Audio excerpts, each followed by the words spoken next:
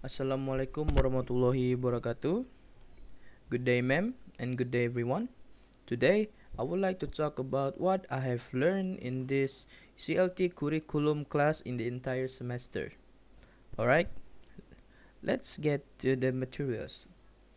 Number 1, a communicative approach and curriculum in 2013 by Group 4. Group 4 discusses the curriculum 2013 and education program implemented in Indonesia in 2013.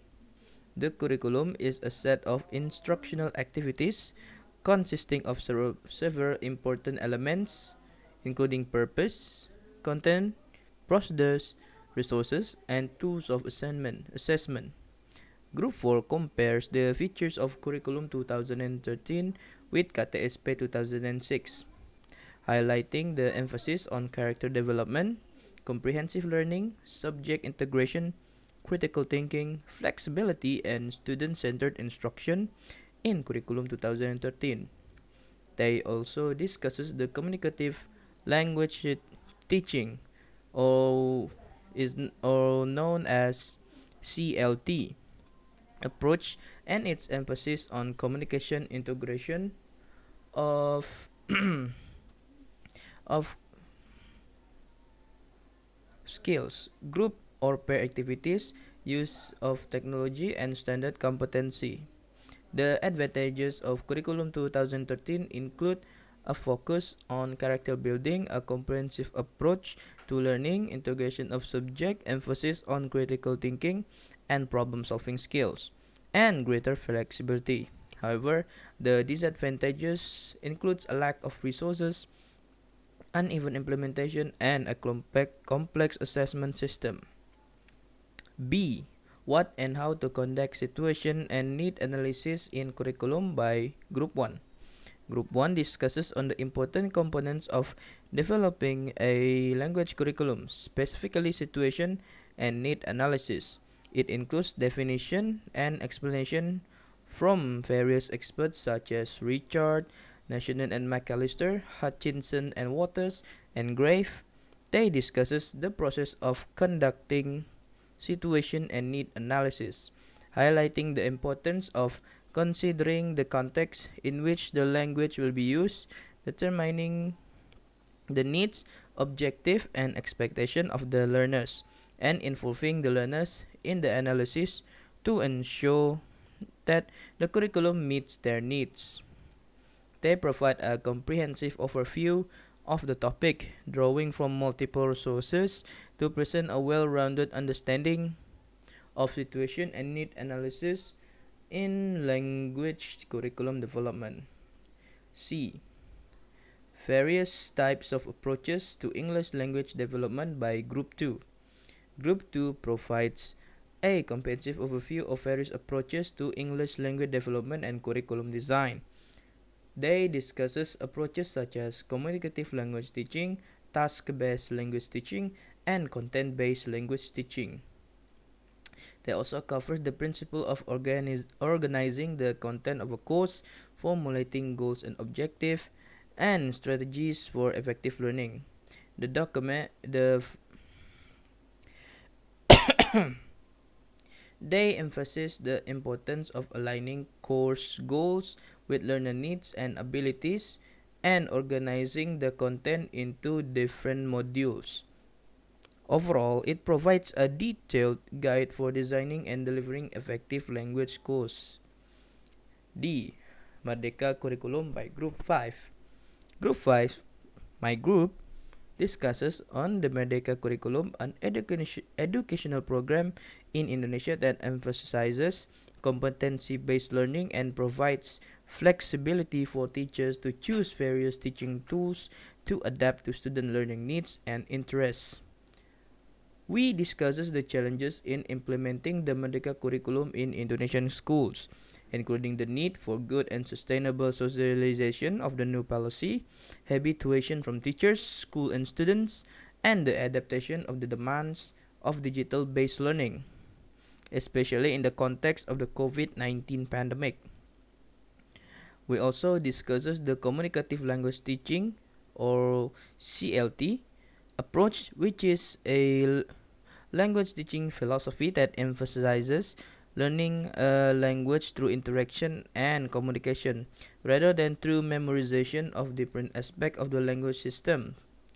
We highlighted the benefits of the character building in the Merdeka curriculum, which refer to the intentional cultivation of positive traits and values in students, such as honesty, respect, responsibility, and empathy, to help them become thoughtful, healthy, and kind individuals. The strategies for character building in the independent curriculum includes explicit instruction, quiet but powerful example sets by educators, and the use of research-based social and emotional learning curricula. E. Indonesian curriculum in 1975, 1984, and 1994 by Group 1. Group 1 discusses a story of the Indonesian curriculum in 1975, 1984, and 1994. Reflects significant evolution in English language teaching. ELT and curriculum approaches. The 1975 curriculum was goal-oriented, influenced by behavior response stimulus, and made English a compulsory subject at senior high school. The 1984 curriculum focused on student learning through the Cara Belajar Siswa Aktif, or is known as CBSA, model and prioritized theoretical teaching pattern and content, while the 1994 curriculum integrated various approaches such as the oral approach, audiolingual approach, meaning-based approach, and communicative approach. The meaning-based approach focuses on the acquisition of knowledge and skill through understanding meaning, while the communicative approach emphasizes real communication and interaction as the ultimate goal of study. This evolution demonstrates the significant changes in ELT and curriculum approaches in Indonesia over the years, leading to a more advanced and diverse educational system.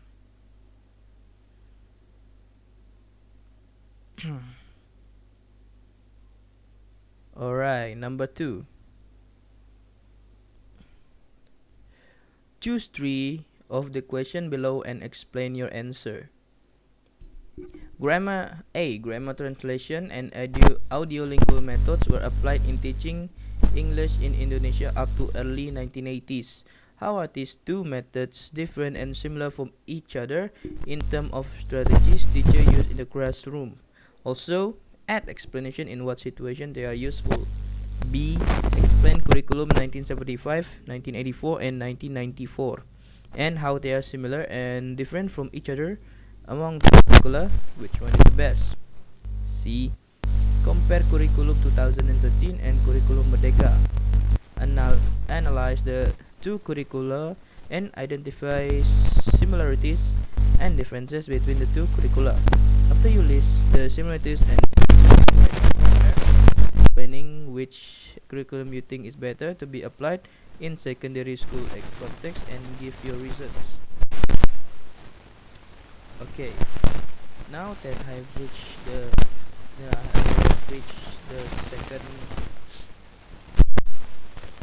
second question, let's start with the answer.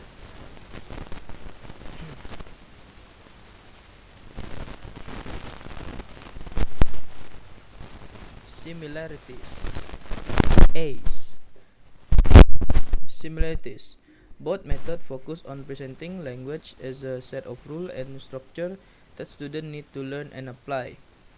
2. They emphasize the importance of practice as a set of rules and structure that students need to learn and apply. 2. They emphasize the importance of practice and repetition in order to help students grasp the material being taught.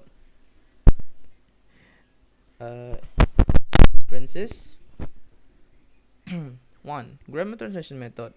This method involves translating sentences from the student native language to English and then back to their native language. It is particularly useful for reading comprehension, writing activities, and vocabulary learning. 2. Audiolingual method. This method involves using the student native language as a bridge to learn English. It often involves listening to audio materials in English, such as radio broadcasts, and then discussing the content in the student native language. This method is useful for improving students' listening and speaking skills. In terms of situation where these methods are useful, both grammar translation method and audiolingual method can be effective in the following scenarios. 1. If students already have a good understanding of grammar and vocabulary but need to improve their listening and speaking skill, the audiolingual method can be beneficial. They can listen to English audio materials and discuss them in their native language to enhance their understanding of the language. If students need to learn specific grammar, rules, vocabulary, or reading comprehension skills, the grammar translation method can be helpful. This method allows them to practice translating sentences and understanding the structure of English sentences. Alright, question number 2, part B. Curriculum 1975. This curriculum aimed to connect education with national development goals by emphasizing vocational and technical education, catering to the needs of the Indonesian economy at the time. Curriculum 1984. This This curriculum aimed to create a more centralized education system with a national curriculum.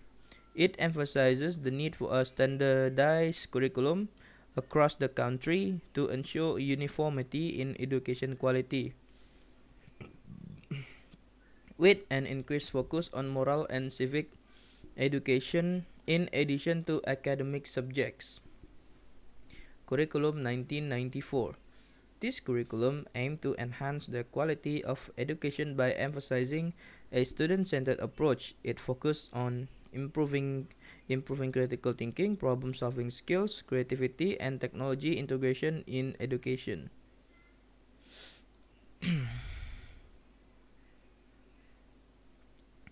Now let's discuss their similarities. All three curricula aim to align education the needs of the country developments.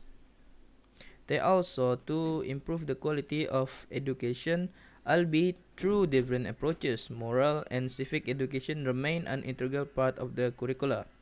And the differences is the 1975 curriculum emphasized vocational and technical skills, while the 1984 curriculum aimed at standardizing education across the nation. The 1994 curriculum introduced a more student-centered approach, focusing on critical thinking and problem-solving skills, diverging from the earlier more centralized approaches. In terms of the best one, I think the best curriculum among these depends on the various factors such as the goal of education, the context of the time, and the effectiveness in achieving those goals. But personally, I think the 1994 curriculum is the best one of these curriculums, with its emphasis on critical thinking skills and student-centered learning, was a significant departure from traditional method and was praised for its progressive approach. Now, number 2, part C. Curriculum 2013 and Curriculum Merdeka are both educational program developed for the Indonesian education system, but they differ significantly in their approaches and emphasis. Here are some key similarities and differences between the two. Their similarities: A. Competency based, holistic development, and local context integration. Their differences: in their assessment, in their material complexity, and their flexibility. Considering the emphasis on a more holistic and flexible approach, I think Curriculum Merdeka might be better suited for secondary school environments. The thematic approach of Curriculum Merdeka encourages interdisciplinary learning. This approach prepares students to face real-world challenges by promoting critical thinking, creativity, and problem-solving skills. The diversity in assessment method also help to evaluate student abilities more comprehensively beyond traditional exams.